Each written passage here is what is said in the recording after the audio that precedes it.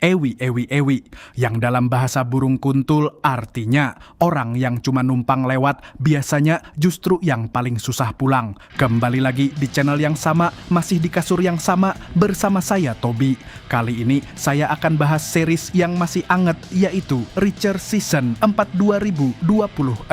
Di musim keempat ini, Reacher kembali terlibat kasus yang bikin pemerintah Amerika ketar-ketir gara-gara menyelamatkan seorang gadis Indonesia bernama Lila yang diperankan Agnes Mo dan juga Anggun yang berperan sebagai Ibu Lila. Kira-kira Bang Alan Ritchson ini terlibat dalam masalah apa lagi ya? Kok sampai bawa-bawa Indonesia? So, tanpa berlama-lama lagi siapkan mata, telinga, dan anu-anuan kalian, seduh kopinya, gulung sarungnya, mari kita nonbar.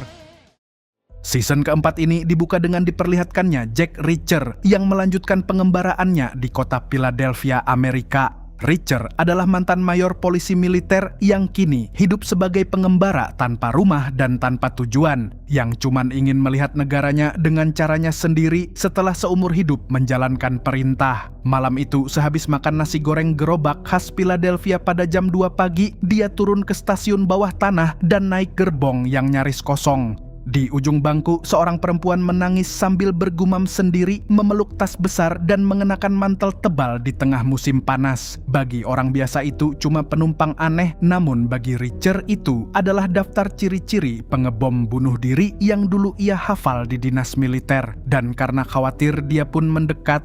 Perempuan itu bernama Anna Merrick yang akhirnya mau menarik tangannya keluar dari tas dan yang muncul bukan pemicu bom melainkan sebuah pistol. Reacher justru lega sampai dia membuat satu kesalahan kecil, yaitu mengaku sebagai polisi. Kata itu bagi Anna bukan pertolongan melainkan tanda bahwa semua sudah terlambat. No one can help me now. Dan dari situlah cerita musim ini lahir, bukan dari dendam lama, melainkan dari orang asing yang gagal ia selamatkan.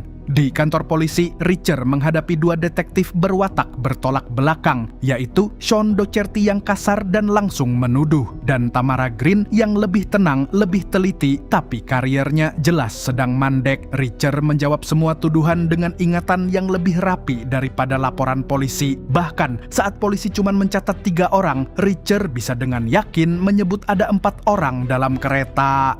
Dari cara mereka mengulur waktu, Reacher paham dia sengaja ditahan sampai agen dari Washington datang. Karena tanpa Reacher tahu, Anna ternyata pegawai pemerintah. Yang tidak dimengerti si penyidik cuma satu, kenapa seorang gelandangan mau repot-repot memikirkan perempuan yang bahkan tidak dia kenal. When I got here, you followed me into the bathroom and let me wash my hands.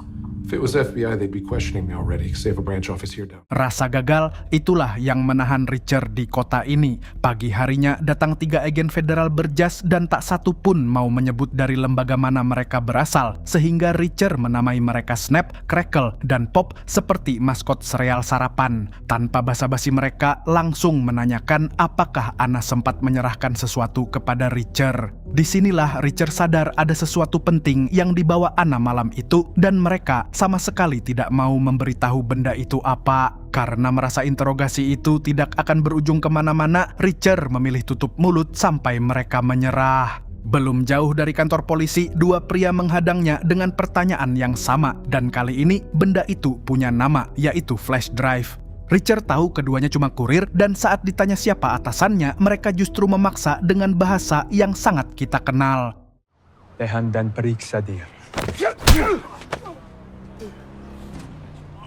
Ya, bahasa Indonesia di trotoar Philadelphia, dan itu bukan kebetulan. Setelah menumbangkan 2 orang berbahasa Indonesia seperti menampol nyamuk, Reacher lalu menuju kedai di seberang jalan dan bertemu Jacob Merrick, kakak anak polisi kota kecil di Jersey yang matanya masih merah. Dari dialah kepingan pertama datang. Anna bekerja sebagai HRD di Angkatan Darat, hidupnya bahagia dan mustahil bunuh diri.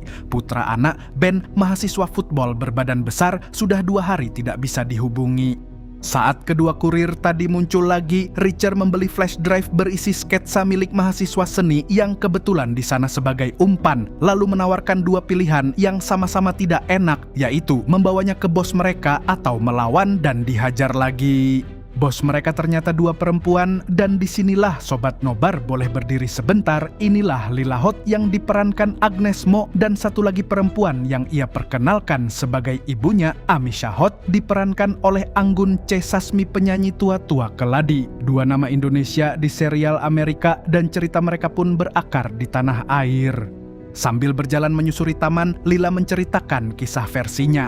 Ibunya dulu berhubungan dengan seorang tentara Delta Force bernama John tidak pakai IQ 7, dan buah hubungan itu adalah Lila sendiri. Kini dia mengaku mengidap leukemia sambil memperlihatkan memar di lengannya. Lila butuh donor sumsum dari ayah kandung yang tak pernah ia kenal. Satu-satunya petunjuk soal si ayah adalah tempat dan tahun dia bertugas, yaitu Indonesia tahun 1998.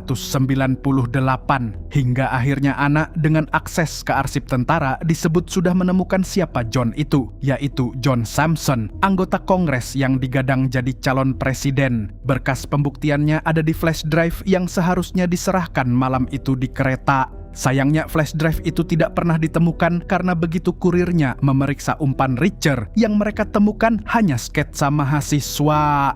Meski begitu, Lila tidak marah, justru memberi nomor kamarnya di Hotel Carter karena dia tahu mantan penyelidik tidak akan bisa tidur sebelum tahu isi flash drive itu dan siapa sebenarnya John Sampson. Kepada Jacob, Richard membuka hipotesisnya bahwa Anna mencuri data soal Sampson demi membantu Lila lalu mati sebelum sempat menyerahkannya. Mendengar itu, Jacob langsung memutuskan menyelidiki Sampson seorang diri, walau Richard mengingatkan pemerintah federal sudah turun tangan dan polisi kota kecil dari Jersey tidak akan bisa berbuat banyak. Jacob tetap jalan karena adiknya mati justru saat menolong orang asing menemukan ayahnya. Di titik itulah Richard ikut, dan sejak sore itu keduanya resmi jadi satu tim. Sementara itu di kantor polisi, agen federal mengambil seluruh berkas Anna dari meja Tamara dengan restu kapten, dan Tamara cuma bisa menahan kesal. Doherty menasihatinya dengan ungkapan paling jujur di kantor itu, bahwa pegawai pemerintah yang baik cukup absen datang, duduk diam sambil berharap teleponnya tidak berdering, lalu absen pulang dengan gaji utuh. Yang penting gaji bukan hasil. Sedangkan di sisi lain, Richard masuk perpustakaan umum mencari catatan militer lama Sampson yang menurut pustakawan disimpan di basement. Saat Richard sedang membuka satu berkas, tiba-tiba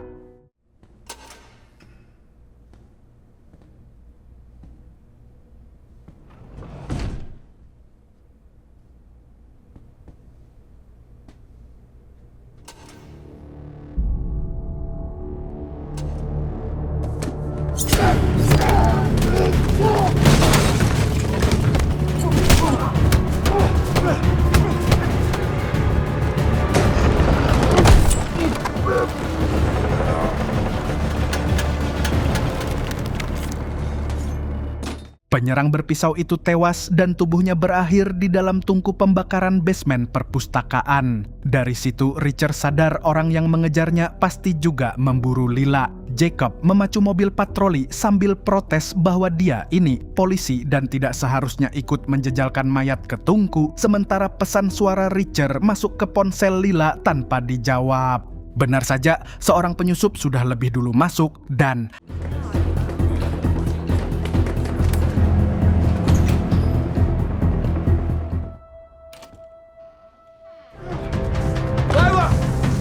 Stay there!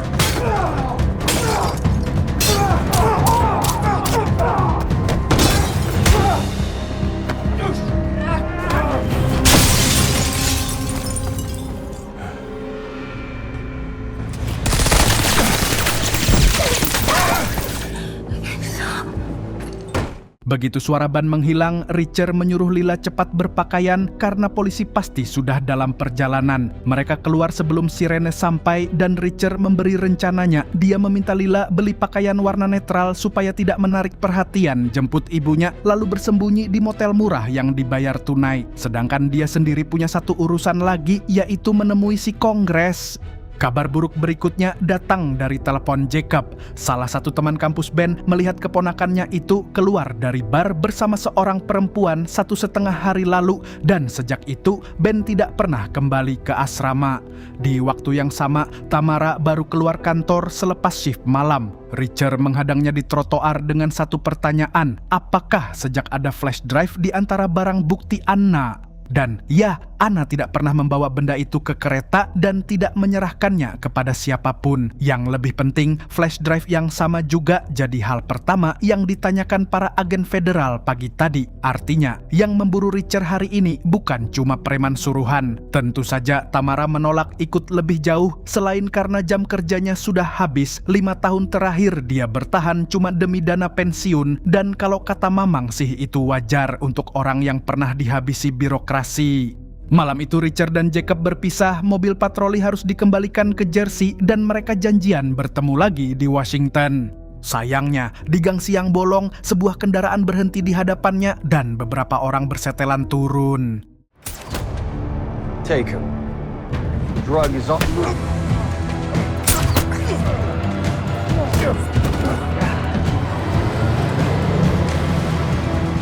Richard siuman dalam keadaan terikat di ranjang dan dikurung dalam kandang baja di sebuah basement dan ternyata dia tidak sendirian. Tamara yang dibius di rumahnya sendiri dan Jacob yang dibius di halte sudah duduk di kandang sebelah. Tapi cuman Richard yang diikat.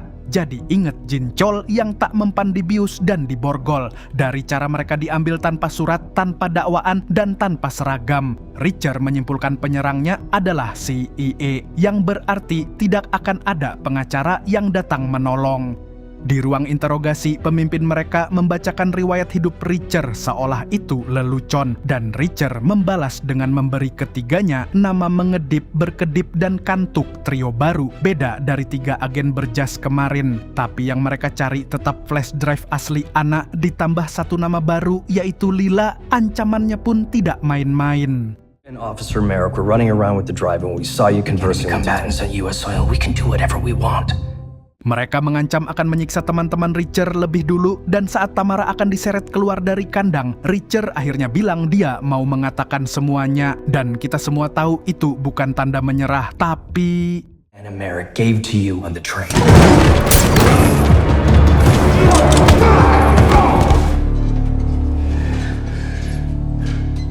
bujur banar yang tersisa berdiri cuma 1 orang. Di ruang sebelah, dokter yang tadi hendak menyuntiknya sedang melapor lewat telepon dan laporan itu tidak pernah selesai sebab Richard lebih dulu membiusnya dengan obat mereka sendiri, mengambil kunci mobilnya, lalu mengambil dongkrak dari bagasi. Richard lalu kembali lagi ke basement dan membongkar kandang Tamara dan Jacob dengan alat seadanya, tapi telepon para agen keburu berdering lagi, panggilan cek berkala yang kalau tidak dijawab berarti bantuan segera datang. Benar saja, begitu ketiganya keluar lewat pintu depan, halaman sudah dikepung mobil CIA sehingga mereka harus balik badan, masuk lagi, dan lari menembus pintu belakang menuju gang.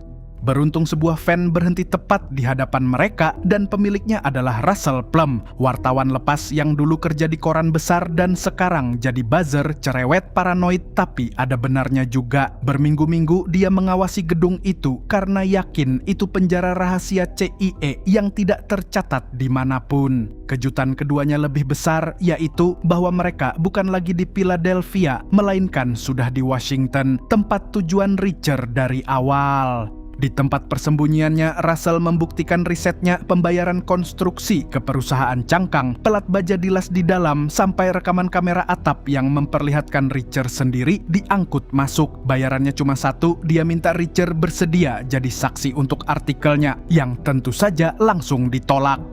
Di momen itu pula Tamara yang dibius dan diseret ratusan kilometer dari rumahnya kini menyatakan mau terlibat dan itu mengubah gelandangan sendirian jadi tim kecil. Alih-alih memberi kesaksian, Richard justru mengambil ponsel sekali pakai milik Russell lalu berangkat sendiri ke kantor Sampson di gedung parlemen. Jadwal anggota kongres itu penuh, jadi Richard cuma menitipkan secarik catatan ke meja resepsionis dan isinya mustahil diabaikan. Sayangnya yang datang menemuinya bukan Samson, melainkan istrinya Elspeth yang datang tanpa disuruh suaminya karena mau menilai sendiri apakah pengirim pesan itu orang yang layak ditemui. Dan saat ditanya kenapa wajahnya babak belur, Richard menjawab apa adanya. Most scandals involve something the wife doesn't know about. Diculik si Aye diucapkan dengan sedatar itu sambil makan dari truk makanan. Terdengar terlalu gila untuk sebuah kebohongan dan Elspeth memberinya 5 menit untuk menemui suaminya di hotel. Sayangnya yang menunggu di hotel lagi-lagi bukan Samson melainkan 3 agen berjas dari Philadelphia yaitu Snap, Crackle, dan Pop. Cerita si Aye yang dia lontarkan ke Elspeth rupanya sampai ke telinga mereka dan mereka menuduh Richard berbohong. Sebab di depan mereka, Richard pernah bilang Anna tidak mengatakan apapun di kereta, sedangkan di catatan untuk Samson, dia justru menulis sebaliknya. Richard pun menjawab santai, nama Samson bukan dia dengar dari Anna, melainkan dari mulut para penculiknya sendiri, yaitu si Aye. Alamat penjara rahasia itu pun dia sebutkan sekalian. Dan itu bukan keceplosan melainkan disengaja supaya lembaga manapun yang menaungi 3 orang ini sibuk mengejar si Aye, bukan mengejar dirinya. Meski begitu, pertemuan mereka tetap ditutup dengan peringatan agar Richard tidak ikut campur. Sementara itu Tamara dan Jacob pergi ke rumah Anna. Di rumah Anna semuanya sudah dibongkar orang lain, laci terbuka, mobil hilang dari garasi, dan yang paling aneh makanan di meja masih hangat, yang berarti pelakunya belum jauh. Dan benar saja pelaku itu masih berada di rumah itu.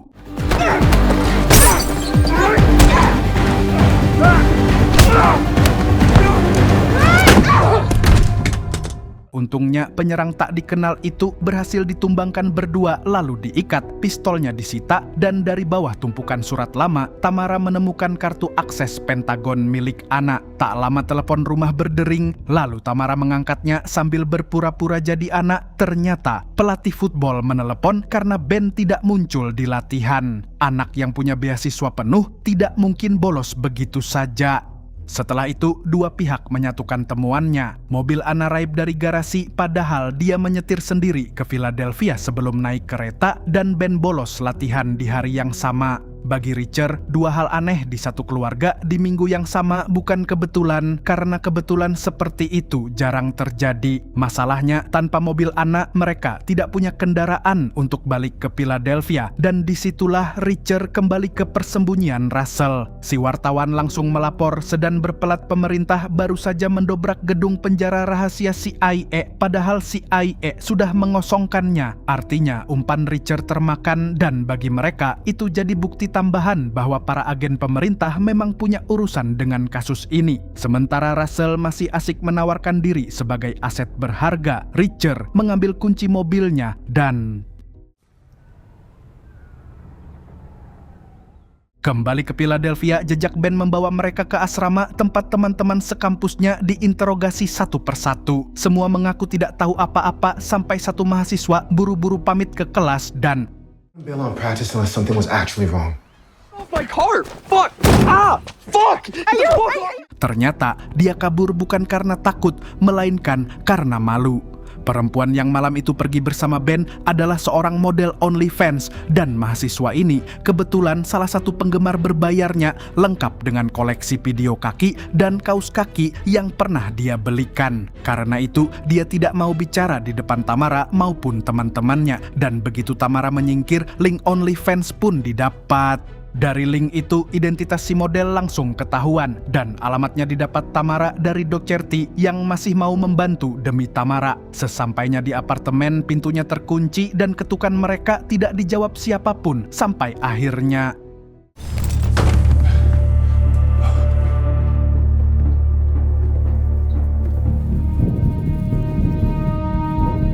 gadis OnlyFans itu sudah tewas di dalam. Bagi Richard, pelakunya jelas bukan amatir, karena setiap sayatan sengaja dibuat untuk memaksimalkan rasa sakit selagi korban masih hidup, dan sayatan yang mematikan justru ditahan sampai paling akhir. Artinya, mereka menikmatinya, dan gaya itu sama persis dengan penyerang berpisau di perpustakaan. Disinilah Richard mengaku penyerang itu tidak lolos kemana-mana. Mayat dan pisaunya masih ada di tungku pembakaran perpustakaan. korban dan bisa diambil forensik untuk dicocokkan dengan luka di tubuh korban.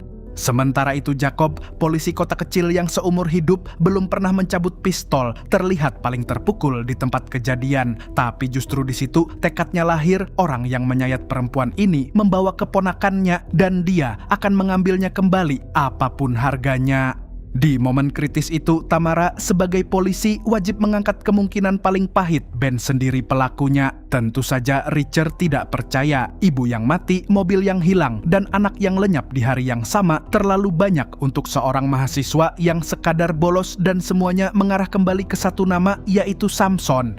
Tapi di tengah percakapan seserius itu, dari belakang meja tiba-tiba... Tentu saja Richard tidak mungkin meninggalkan anak kucing manis sebatang kara itu sendirian, dan sekarang dia resmi jadi anggota tim. Kali ini Richard kembali mencoba menemui Samson dengan strategi yang lebih matang. Di acara penggalangan dana di Washington, Samson berpidato soal pentingnya berkata jujur. Begitu turun panggung, Richard menghadangnya dengan ancaman yang paling ditakuti politisi manapun, yaitu membicarakan korban kedua di depan wartawan. 5 menit di kamar hotel dan Samson menyangkal semuanya. Dia tidak kenal anak, tidak terkait CIA, sementara istrinya yang ikut mendengar justru menyebut Richard pembohong. Lalu Richard menembakkan tuduhan intinya, yaitu data yang dicuri anak terkait misi Delta Force Samson di Indonesia tahun 98, dan ada seorang perempuan yang mengaku anak haramnya. Samson tidak membantah pernah bertugas di Indonesia tanpa mau bicara detail, tapi soal anak dia langsung menyodorkan sampel DNA-nya untuk dites kapan saja. Richard tidak mengambilnya karena orang yang bersalah tidak menawarkan buktinya sendiri secepat itu. Dan begitu saja klaim Lila soal ayah kandung runtuh, sementara pertanyaannya makin besar. Kalau bukan skandal, kenapa CIA sampai menculik 2 polisi dan seorang pengembara demi flash drive ini? Pertanyaan itu masih belum terjawab, tapi Samson menutup pembicaraan, mengaku tidak tahu dan menyarankan Richard untuk mundur saja. Begitu keluar hotel, Samson langsung diserbu wartawan dan seorang pria paruh baya berbisik ke telinganya.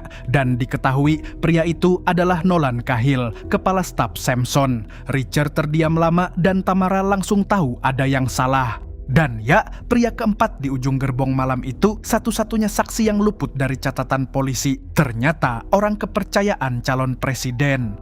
Kembali di tempat persembunyian Russell, Van dikembalikan dan kucingnya dititipkan, sementara yang dicari sekarang cuma satu, yaitu segala hal tentang Nolan Cahill. Masalahnya, Jacob mulai kehilangan pegangan. Ponsel keponakannya sudah tidak bisa dihubungi sama sekali, dan makin lama kelakuannya makin gegabah dan emosional, sampai Richard menyebutnya beban di depan semua orang. Meski begitu, Tamara tetap membelanya. Justru di tengah ketegangan itulah Russell selesai menggali, dan yang dia temukan jauh lebih besar dari sekadar riwayat seorang kepala staf. Jadi saksi keempat itu bukan cuma pegawai politisi, melainkan mantan komandan Samson di Delta Force, yang berarti dia tahu semua yang Samson tahu. Sayangnya, informasi itu datang bersama tagihannya. Karena demi kariernya, Russell terlanjur koar-koar di forum internet soal flash drive anak, dan gara-gara itu tempat persembunyian mereka ikut terlacak. Alarm persembunyian berbunyi dan dari kamera pengawas terlihat 2 rombongan datang berbarengan, yaitu regu cadangan CIA dan gerombolan berbadan besar yang salah satunya masih memar dari Hotel Lila yang Richard sebut mesin merah besar. Dan karena keduanya datang untuk barang yang sama, yang terjadi di depan gedung itu bukan kerjasama. Listrik dimatikan supaya penyerbu bisa menyisir lantai demi lantai, sementara tangga di gedung itu cuma satu, jadi tidak ada jalan keluar. Sementara penyerbu naik, Richard membagi tugas Tamara menembak dengan pistolnya, sementara yang lain menutup pandangan dengan semprotan tawon dan pemadam api. Semua dilakukan bersama sebagai serangan mendadak. Sementara yang lain menunggu di dalam, Richard keluar lewat jendela, merayap di luar gedung, dan masuk lagi dari sisi yang tidak dijaga siapapun. Lalu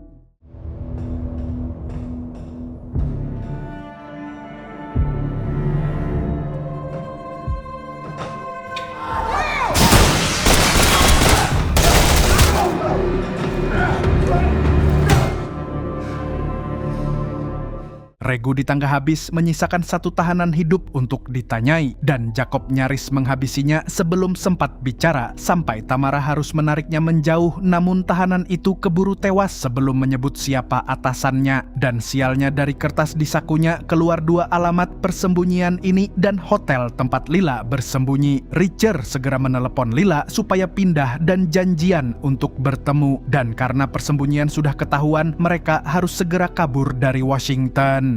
Di perjalanan mobil mereka harus diganti supaya tidak dikenali, dan untuk itu Tamara membawa rombongan ke bengkel milik preman kenalannya yang kebetulan menyimpan 1 SUV curian.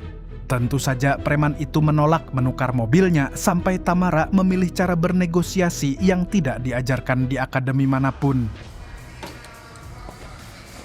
Yo, that's 50 racks right there. What you doing? Beberapa detik saja cukup untuk membuat si preman setuju. Mobil ditukar, pelat nomor dari mobil terdaftar ikut diserahkan, dan satu-satunya penumpang yang tidak ikut pergi dari bengkel itu adalah si anak kucing yang justru langsung dapat nama baru dan rumah baru. Richard lalu pisah sendirian ke arena bowling karena dia sudah tahu Lila berbohong soal Samson dan kali ini mau tahu apa yang disembunyikan di balik bohong itu. Meski begitu, di mata timnya alasan pergi sendirian itu terdengar mencurigakan. Sementara itu, Tamara kembali ke polsek untuk shiftnya, di mana Doherty langsung mengejeknya seperti komet Sozin yang cuma lewat 100 tahun sekali, sampai akhirnya satu kabar penting muncul, yaitu mobil Anna ditemukan disita di jalanan Philadelphia. Sementara itu, di arena bowling sambil mengunyah kentang goreng dari piring Lila, Richard menaruh kartunya lebih dulu. Samson sudah membuktikan dia bukan ayah siapa-siapa. Jadi sekarang giliran Lila yang jujur soal siapa dirinya. Dan Lila akhirnya mengaku.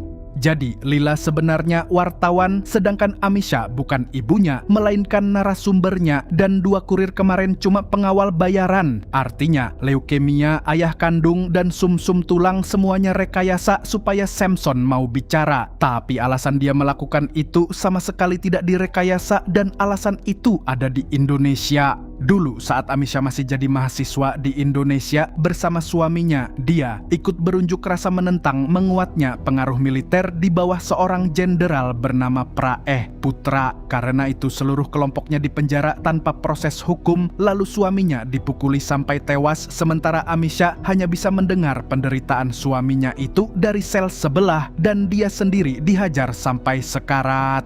Itulah tuduhannya, dan sekali lagi ini kesaksian Lila. Samson dikirim ke Indonesia tahun 1998 untuk melatih pasukan Jenderal Putra, dan taktik itulah yang kemudian dipakai untuk menyiksa warga sipil, sementara komandannya di sana adalah Nolan Cahill. Amerika ingin keterlibatan itu dihapus, sedangkan Anna yang melihat sendiri bekas siksaan di tubuh Amisha setuju membantu membuktikannya. Lila memohon demi mereka semua, dan untuk seorang pembohong, jawaban Richard termasuk paling adil. I'll decide what to do with it. Sayangnya, Lila dibuntuti oleh geng mesin merah besar dan belum sempat Richard bersiap, pistol sudah tertodong di kepala Lila. Terpaksa Richard menurut, menaruh senjatanya di meja, dan saat mereka digiring keluar, inilah yang terjadi.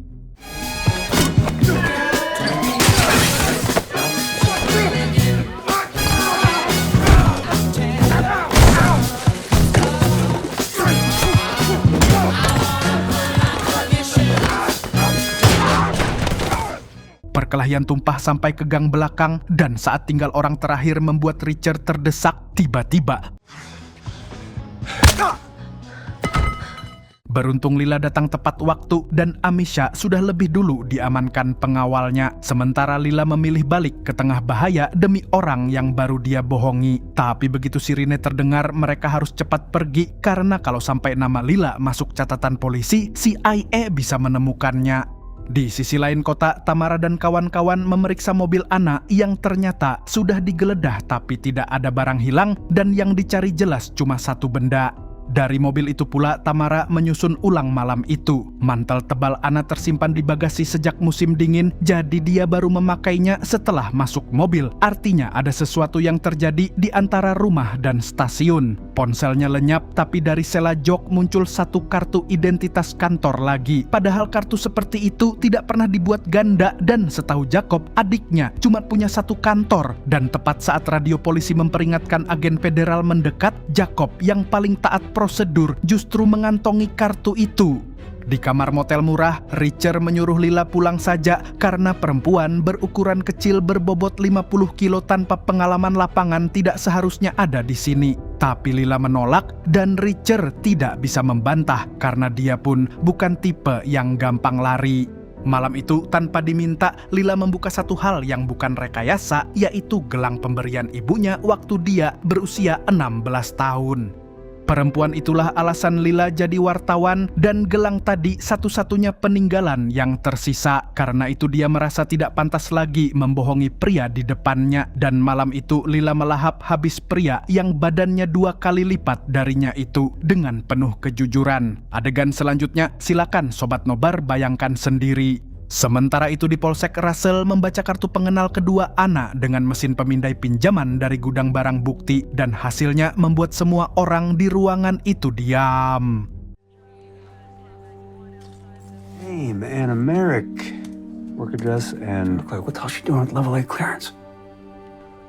Alamat kantor di kartu itu bukan Pentagon, melainkan gedung 28 di sebuah kawasan industri dengan izin akses setingkat 8 yang tidak akan pernah dipegang pegawai HRD biasa. Sialnya, Doherty ikut memergoki bukti curian itu, dan walau memilih tidak melapor, dia tidak akan berbohong kalau ditanya. Jadi, waktu yang tersisa sebelum ketahuan tinggal sedikit. Sementara di pagi buta, Richer sudah mau berangkat sendiri ke Baltimore tempat Samson menginap meninggalkan Lila di motel. Sedangkan Tamara, Jacob, dan Russell berdiri di depan gerbang restricted area gedung 28 dengan satu pertanyaan, kenapa Anna pernah ada di sini? Sesampainya di Hotel Baltimore, Samson menerima Richer untuk sarapan seolah tidak pernah ada ancaman. Dan ya, seperti biasa Richer tidak pernah menolak makanan. Baru setelah itu dia menyebut nama yang belum pernah dia keluarkan di depan Samson, yaitu Jenderal Putra. Samson sama sekali tidak mengelak kali ini. Ini pengakuan pertamanya. Dia memang di sana tahun itu dan mengenal Putra. Misinya tetap rahasia, tapi dia bersumpah tidak pernah menyiksa warga sipil maupun membantu orang melakukannya. Dan cerita informan Richer menurutnya cuman separuh benar. Karena itu Richer membuka fakta terakhirnya. Dari 4 saksi di kereta malam Anna mati, 1 orang kabur, dan orang itu adalah kepala staf Samson sendiri. Samson jelas tidak percaya, dan justru karena itu dia mengajak Richer menemui Cahill saat itu juga. Di mana Cahill sedang duduk sambil minum di bar atap gedung di pagi yang tenang seolah sudah menunggu. Tanpa basa-basi Richer langsung bertanya kenapa Cahill ada di kereta malam itu dan apakah dia yang mengambil flash drive Anna. Tapi Cahill tidak menjawab satupun dan... Satu lagi orang yang menyimpan jawaban memilih kehilangan nyawa sebelum semuanya terungkap. Cahill melangkah dari tepi atap dan jawaban soal kereta malam itu jatuh bersamanya ke trotoar. Kalimat terakhirnya bukan pengakuan, cuman permintaan maaf. Bersambung. Bagian pertama kisah ini berhenti di sini dengan lebih banyak pertanyaan daripada jawaban. Flash drive Anna belum ketemu, Ben belum ketemu, gedung 28 belum dibuka, Samson belum terbukti bersih maupun bersalah, dan orang yang bisa menjawab semuanya baru saja memilih mati daripada bicara. Kalau kata Mamang Tobi sih, satu hal sudah pasti, setiap orang yang mendekati kebenaran di cerita ini membayar dengan sesuatu. Anna dengan nyawanya, Tamara dengan karirnya, Lila dengan kejujurannya, Cahill dengan hidupnya, dan Richer yang cuma numpang naik kereta pun harus membayar dengan tidak bisa berpaling. Rahasia memang selalu terbongkar, yang beda cuma harganya. Nah sekarang giliran Sobat Nobar, tulis di komentar menurut kalian rahasia apa yang Cahill pilih bawa mati pagi itu. Bagian kedua alias part 2 nanti menyusul begitu episode-episode berikutnya tayang. Saya Tobi mewakili jajaran Warung Kopi mengucapkan terima kasih, sampai jumpa di video selanjutnya. Burung Kuntul pamit undur diri.